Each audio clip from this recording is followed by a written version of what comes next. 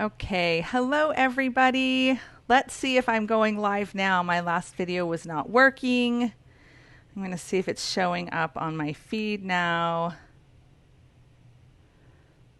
Kind of crazy. Oh, here we go. Live now. All right.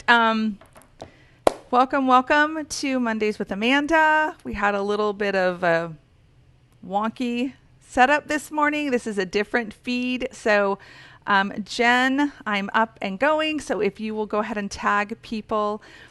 I'm Amanda Walker, and I'm a learning and development coach, parent educator, and founder of Whole Brain Sensory Paths.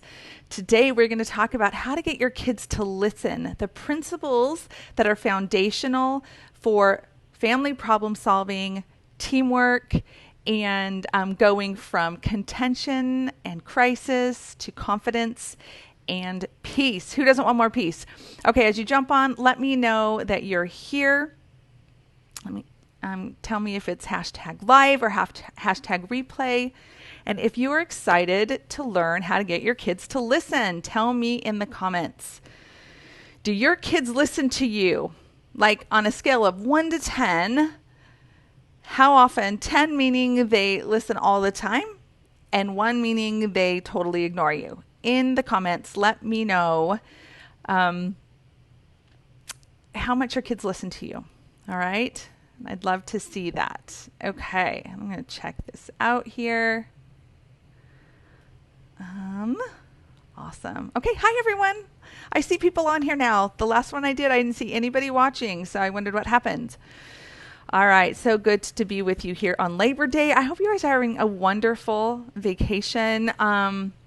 We actually have some sewer issues, so we are having a really fun Monday, actually. My husband's out there working on that. You may need to give me permission. Right there in the post, it might say you'll need to give eCam permission so that I can actually see your name, because I want to say hi to you. Okay. Hi, Martha and Melissa. Melissa says it's a 3 on a scale of 1 to 10. Cool. That's kind of low. Martha, oh, please, 1. Martha, is that just a day thing, or do they sometimes listen to you? I know they sometimes listen to you. Hi, Nicole, Eston, good to have you. Jen and Renina, hi.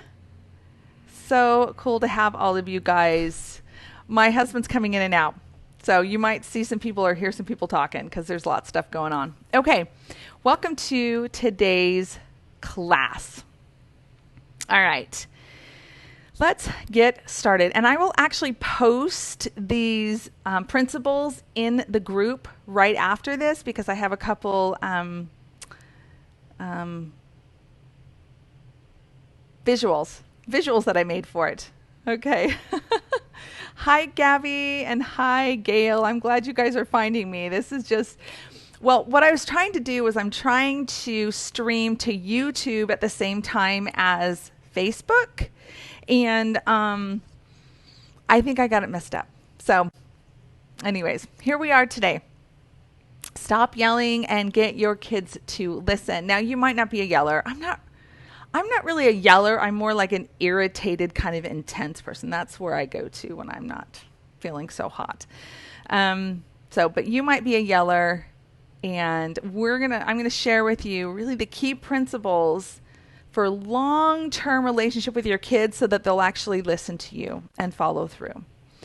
Okay, this week or so has been lower than normal, sometimes 8. Oh, thanks, Martha. I'm glad to hear that. I was hoping they weren't always at a 1. I know they are improving. Renina says 5 to 7, depending on the day and mood and depending on which child. Of course, absolutely. I've got a house full of teenage girls.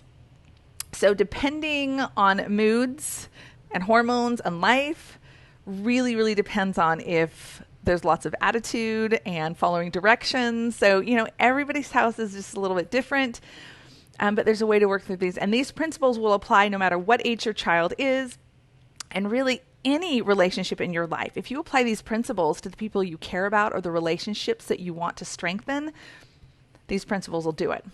Okay, awesome. Hi, Caitlin. Nice to see you. I see some new people here in our group. I see some of our private coaching clients. Hi, Martha. So good to see you. And Jen and Gail.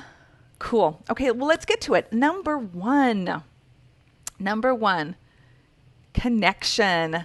The number one principle to getting kids to listen to you is to create connection points during the day. Okay. And really, this is during the week as well. Connection is extremely powerful. If we can learn how to connect with our child before we correct them, they're actually going to be able to use both sides of their brain. They're going to feel safer and they're going to be more open to your instruction. When we just automatically correct or we just yell at our kids, we might get them to react. They might do it, right? Some of our uniquely wired kids will not. They'll just dish it right back out, right? And so contention goes up, chaos can go up. Connection is an extremely important part of getting your kids to listen. So let me look at this really quick here. Let me pull my notes up here so I can see what I'm doing here. Okay. Thank you for your patience, everyone. All right. Intentional connection. So what this would look like for you is to take 5 minutes a day. That's it. If you can do more, great. 5 intentional minutes a day to play or participate with your child in something that they're doing. It's not so much you saying, hey, let's play Uno together. It's about seeing what they're doing, going to where they're at, and participating with what they're doing, their interest, okay, intentionally. So I have 4 kids at home. What that would mean would be, 4 different 5-minute periods in the day. I would take a moment to go sit with my daughter while she's doing her makeup, chat with her about what's going on. With my other daughter, I would read her some stories in between, or I might play a game with her because she loves to play games. Another daughter might be drawing, and so I'd say, hey, can I draw with you? Or so you're going to your kids and making an intentional connection to do something they enjoy. Now, this is a time that you're not supposed to talk about a ton of things. You're just being present with them. You're making an effort. We've had lots and lots of students that'll say, my son was sitting on the couch playing his video games, and I started doing this connection thing, and I sat next to him and I was just watching him play his game, and they were like, what are you doing, Mom? Oh, I just wanted to know what you were doing. I see you're playing a game. They're like, okay. Like, they were surprised, but they were really happy that they were sitting next to them. Okay. So number 1 is intentional connection. And this goes for our spouses or other adults in our lives that we want to improve our relationship. Connection is key. So if you have a partner or husband, taking the time each day for 5 minutes to connect with them makes a huge difference in your relationship. And this isn't about you talking. This is about you truly connecting and doing something that they enjoy. Okay? All right. Number 2. Listen and learn. Let me move these over just a little bit.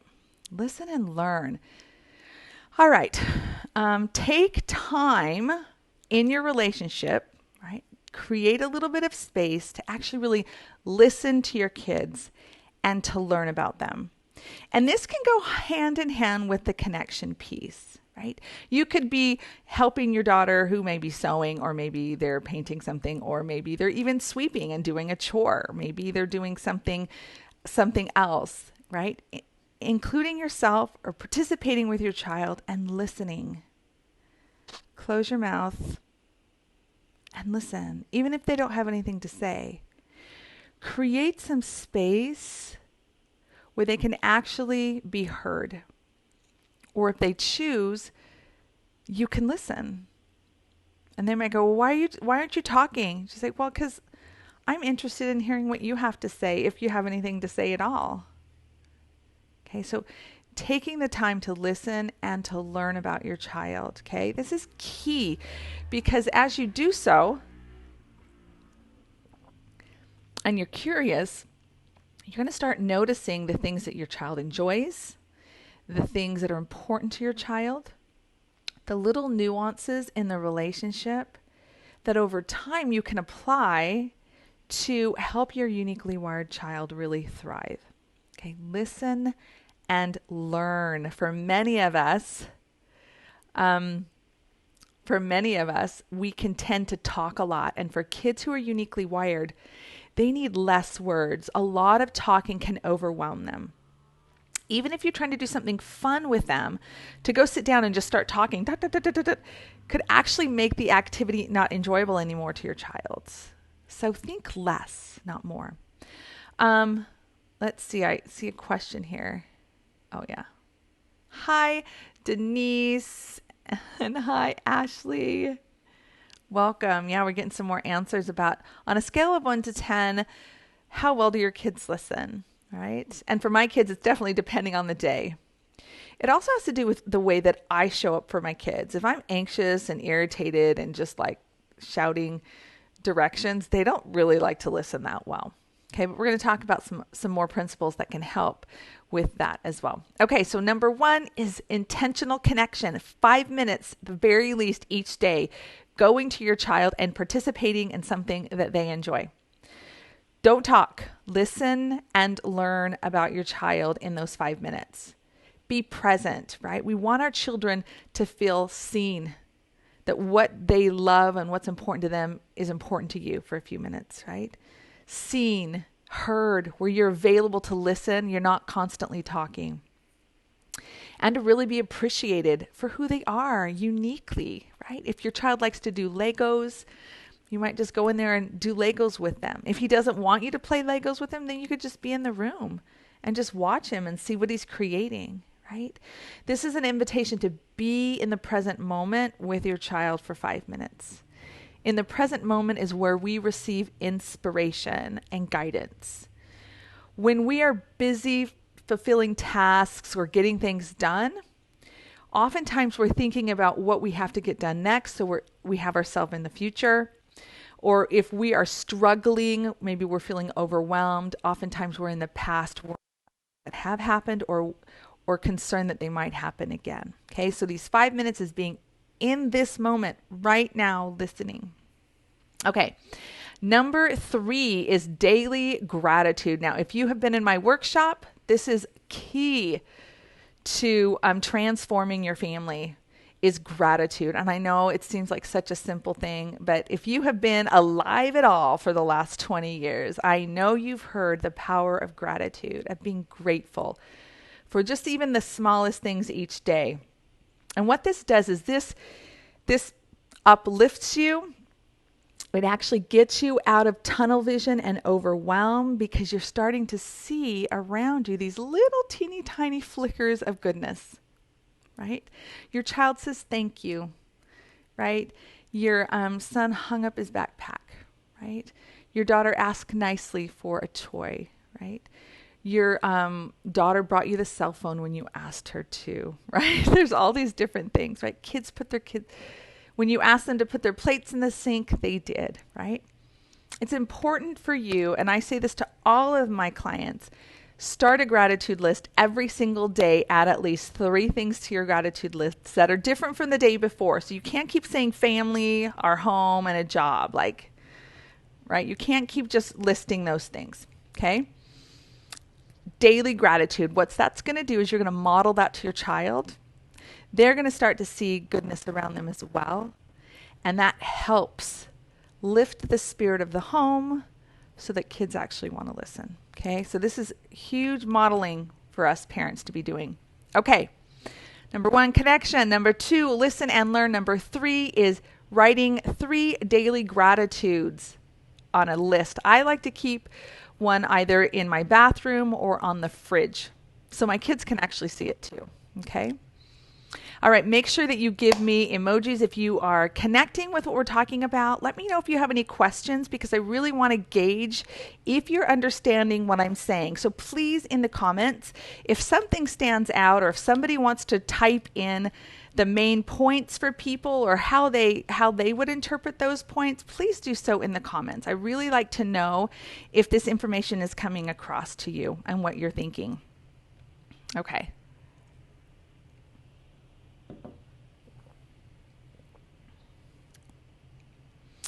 Okay, number 4.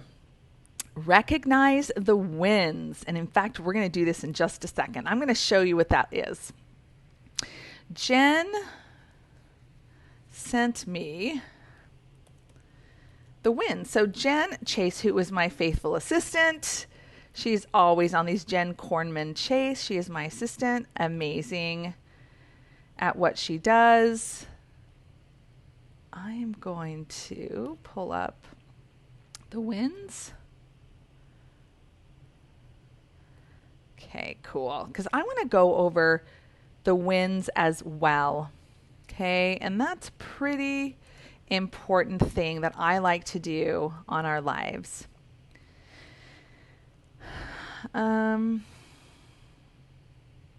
Let's see, shared with me. Okay.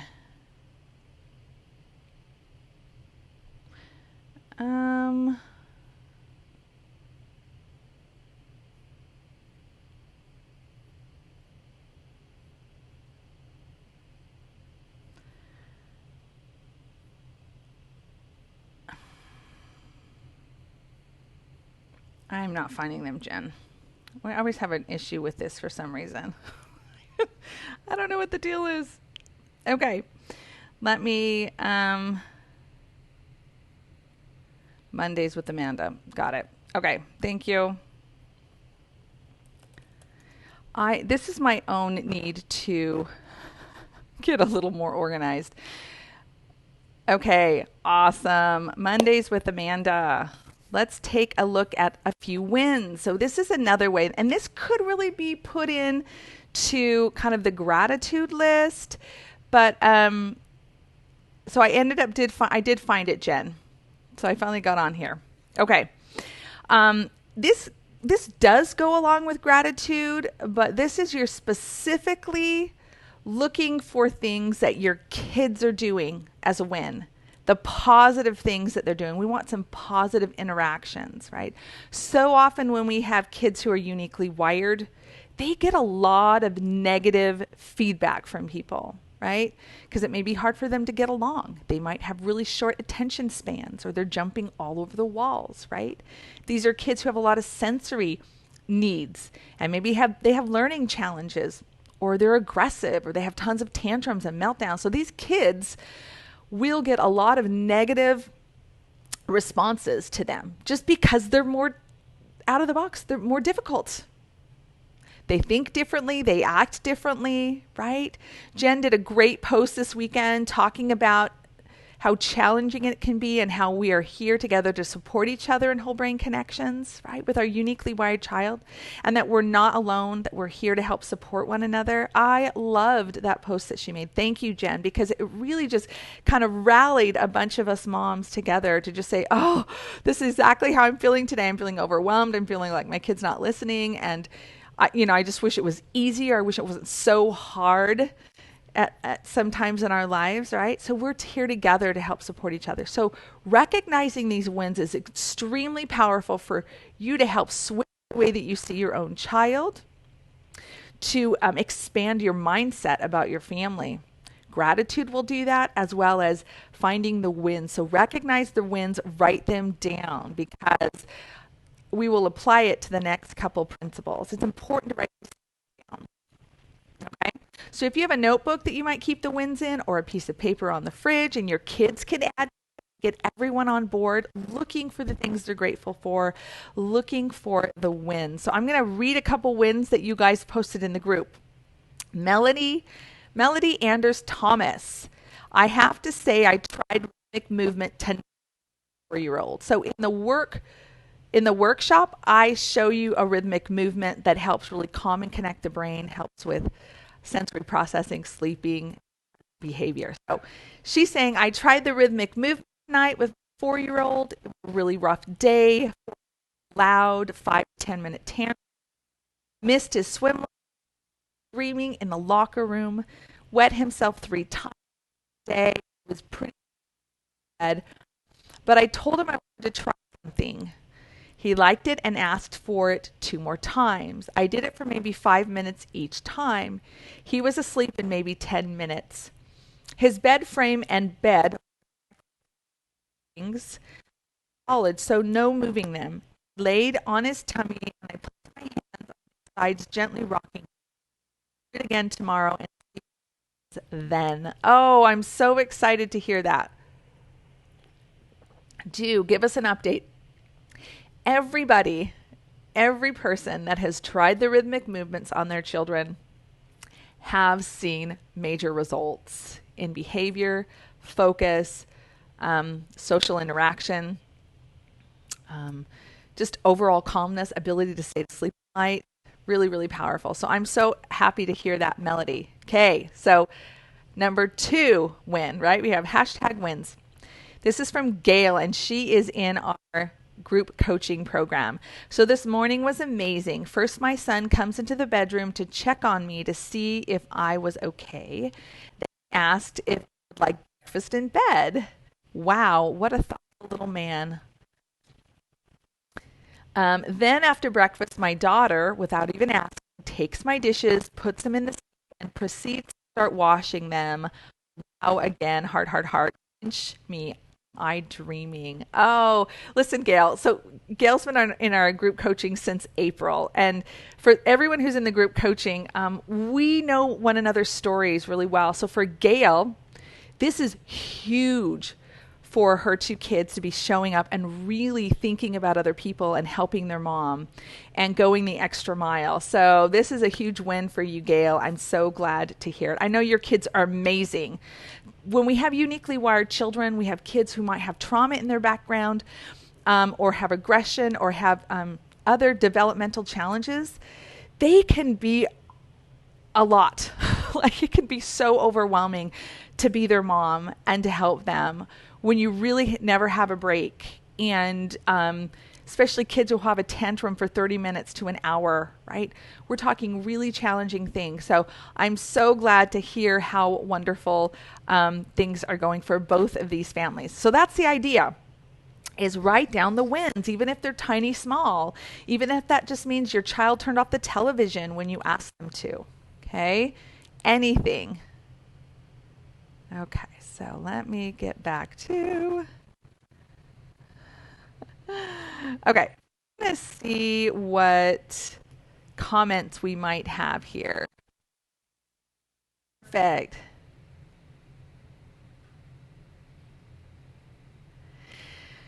Okay, I'm going to read a couple of these comments. Perfect. Okay, is there any specific question? Oh, Nelia. Hi, Nelia. She said, my child started telling me, I just want you to talk to me normal, the normal way, Mom, not raising your voice. Yeah, talk about clarity, right? Just saying, here's what I need.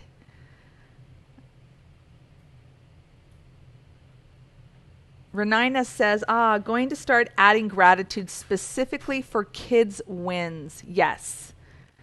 Yes, yes, yes. Because listen, we need it ourselves. When we have out-of-the-box kids, we have uniquely wired kids, we have differently wired kids, we have challenging kids, right? We need to remember the good things that are happening. That's what's going to fill our bucket so that we can survive some days. And over time, we'll learn how to actually thrive. So this is so important. I cannot stress it enough. Connecting and listening to your kids, making a daily habit of gratitude and finding the wins. So, so transformational. Here's the thing. Everybody has a different life. Everybody has a different circumstance, right? Principles are something that are the origin of truth, okay? They're things that you can apply anytime, anywhere. They always work, okay? They always produce goodness. So that's what I want to teach you. I'm not trying to teach you some trick here. These are principles that are from the beginning, that are universal, okay? That's what's so important about these. Okay, I guess we're having a hard time with the feet today. Nelia says, I want to share my child's daily gratitude. She started putting her dishes out, putting her shoes on the right place, and helping me loading the groceries as well. Yes, those are the things that you want to write down, and then I'll talk about the next one. Okay, number 5, share at team meetings. Okay, so here's the important part. You make a list of these things that you're grateful for and the wins that you have each day. And then at family meetings, team meetings, you tell your kids what you saw. And eventually they'll start telling you what they see, the things they're grateful for, the wins that they see as well. Okay? Now, when do you do team meetings? Like, what are these things? These are basically times as a family each day that you spend 5 to 10 minutes talking and sharing what you're grateful for and sharing your wins. Some families will talk about what's going on the next day, right? So it's really just a really short team meeting or family meeting. In our home, we usually do it right before bed. We will read scripture at night and then we'll talk about the next day. Other people will do it during dinner or maybe breakfast, depending on how their schedules go, or really in the bedroom at night if everybody's together. Sometimes we're putting the youngest one to sleep, so we just say, okay, everybody come in the girls' bedroom. We're going to have our family meeting. And that's where we share the wins and we share our gratitude. Now, the next step, and I'm not talking about this today, but what happens that as you consistently do these short meetings and it becomes familiar for your kids to be sharing these things, practicing communicating the positive things, over time, then you can start problem solving during those team meetings. You can start working as a family to create solutions to things that are a challenge in the family. Okay, so these are foundational organization and team player skills. Okay, all right, so share the gratitude and wins at your team meetings, which is one time a day, no more than 5 to 10 minutes. Okay, we don't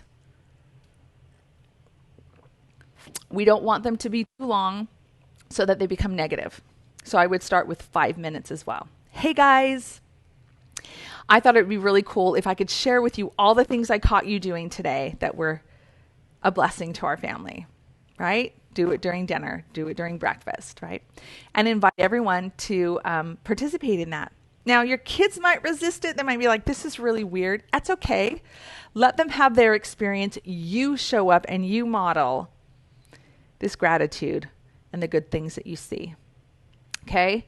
Because eventually we want to talk about the things that they're not doing or the things that we want to change or the things that are not working well. But if you always lead with the negative, kids don't want to listen, right?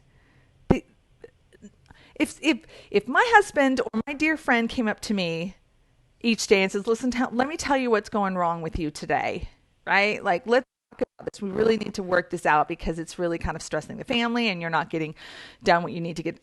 Nobody wants you to address them that way. They don't. They want to feel safe. They want to feel accepted and seen and appreciated. And they want to be on the team to solve problems. Okay. Awesome. Got breakfast in bed again this morning and extra snuggles from my daughter, Gail says. Oh, I love it. It's so sweet. So sweet. We need those. We need those days for sure. Okay, and the very last one I have for you is to create simple visual routines. I have this backwards here, but create simple visual routines. So if there are some things or a part of your day that you really need your kids to listen and participate in a certain way, then I really encourage you to create simple visual routines for your kids. Okay?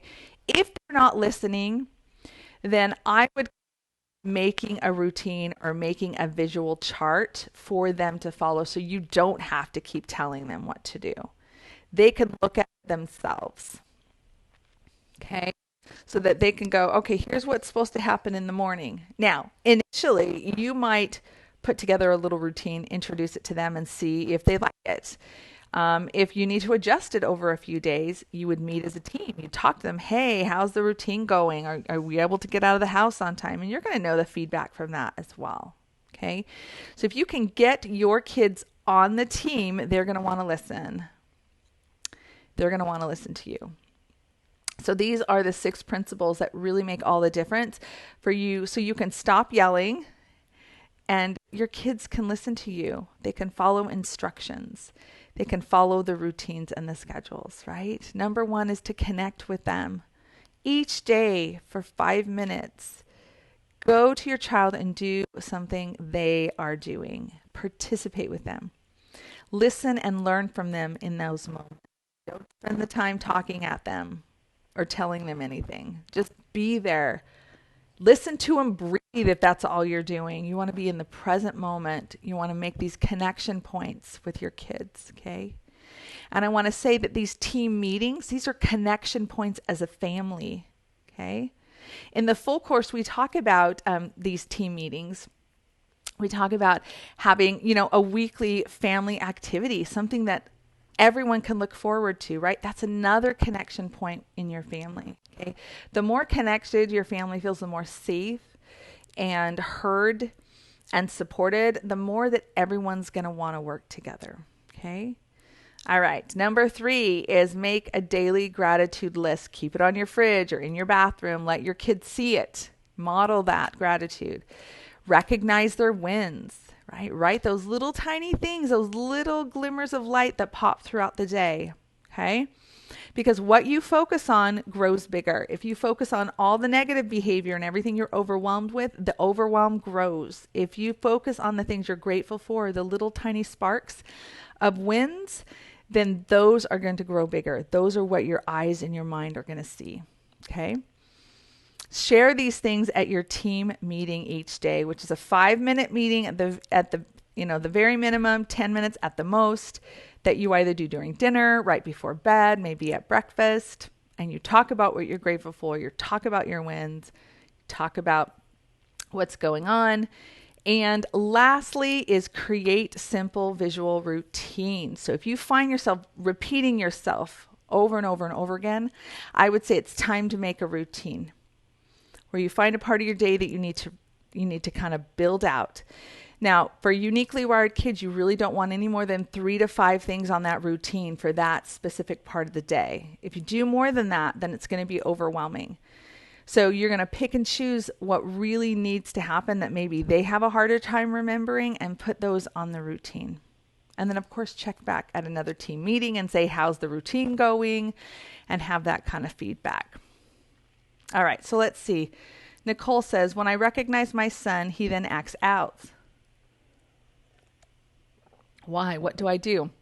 Well, if when you are recognizing that to him, he gets kind of crazy, I would get curious and I would just keep writing those things down and see if there's another way he likes to be acknowledged. Some kids don't like to hear compliments.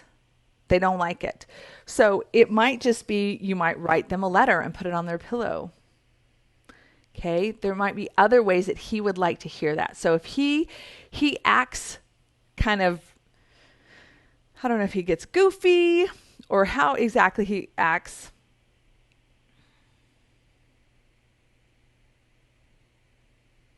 When I share and tell my son I liked it when, then it's like he automatically acts out. Yeah, Jen says maybe just adding it to a list may not feel like he's being put in the spotlight, which can cause some anxiety with kids. But it will allow him to see that you see his good behavior too. I agree with that. Yeah, so if your child is acting out and they don't like it, then find another way to acknowledge it.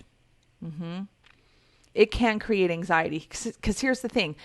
When your child is uniquely wired and life is just harder for them, right? They just don't fit in like every other kid. They know it, which creates anxiety for these kids, right? So if they do something right and you acknowledge it, there could be a level of anxiety of, I don't know how I'm going to be able to do that again. I'm overwhelmed. What if I can't do it right again? Okay. I'm not saying that's what he's feeling, but it could be a possibility. So Jen's suggestion to maybe just adding it to a list and deciding maybe right now is not the time to say that. Maybe for a week or 10 days, I just write these things down. And when I feel the inspiration, I might say something to him quietly, not in front of anybody, acknowledging to him maybe before he goes to bed, hey, I noticed some really awesome things you did today. You're getting so good at this, right? I'm really proud of you. Now, for some people, and this might be for you, so I'm going to give you kind of this added bonus, okay? If you are in a home that is really chaotic and there's a lot of contention, right? Maybe your kids you feel like are so distant from you, you have no idea how you're going to connect with them. And they don't want you to listen to them. Like, depending on what your circumstances are, here's one thing you can absolutely do if things are just really, really tense or not going well in your home. Here's one thing you can do is every single night before you go to bed, you go into your child's room and tell them that you love them. Whether the day was good or whether the day was bad, before they go to sleep at night, let them know that you care and love them and that you're there for them. Okay? Easy. Okay? Simple. Don't try to do too many things. Don't try to run when you need to just walk. Okay? So if you are struggling with some of this, one positive thing before your child goes to sleep at night. And they'll know at the end of the night, my mom always comes in and says, hey, I love you. Sorry about this. Let's work, what would you like me to help with you tomorrow? I mean, you could say that or not say any of it, right? But just let them know that you love them. Okay. Let's see. Do I read it to him? He doesn't read. Nicole, I would pause. I say this a lot, pause for inspiration. So these are good questions. If your child reacts negatively to something that you do, I always say push pause and just listen. You might not get the immediate answer right then, but you're being curious, you're being quiet so that you can hear what would be best for your child. Yeah. Hi, Mayrob. Good to see you. Hashtag super win from Gail says, my kiddos have slept in their own beds the whole night for the past 3 nights. Oh, that's awesome, Gail. I want to know why you think that's happening. You don't have to say it here, but I want to know why you think that's happening.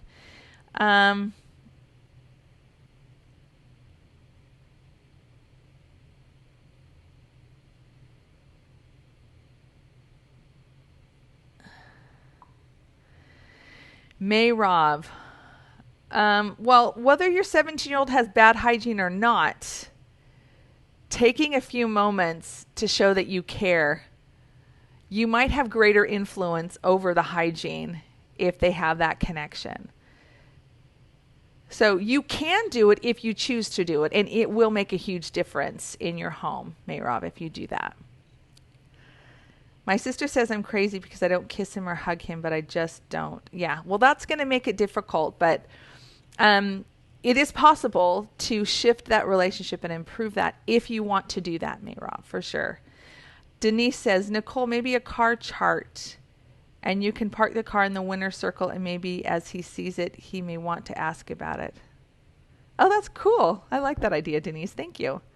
Nelia said, my child told me one time, Mom, I just want you to appreciate what I do and trying my best. Yeah.